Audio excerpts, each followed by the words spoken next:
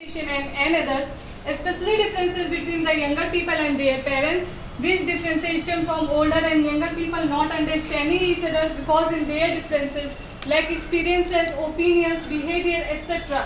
The generation gap is an endless social phenomena. Everyone wants to live and behave on his way, and no one wants to compromise with his or her values and views. There has been many differences like attitude or lack of understanding to the younger and older generation. Parents want to children to act their following values, but children refuse to accept the traditional ways. Despite love and affection for each other, there has been a lack of communication and giving up on relationship.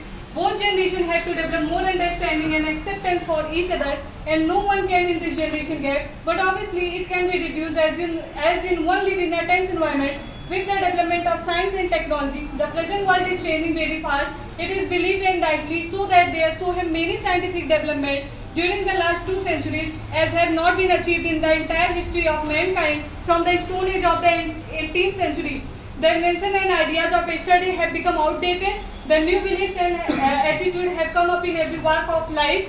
While the young generation has acquired scientific temper, the middle age as well as the old people believe in a slow and steady approach to life. The approach and attitude of human life, which used to be around 60, has now crossed 80, and the 60 plus age are totally different from those persons in the 30 and 45 age group.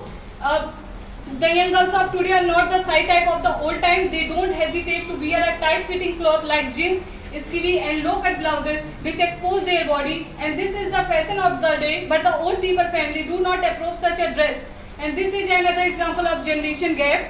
And the mother-in-law and daughter-in-law, there is an eternal place. It is in the main theme of all our TV serials today.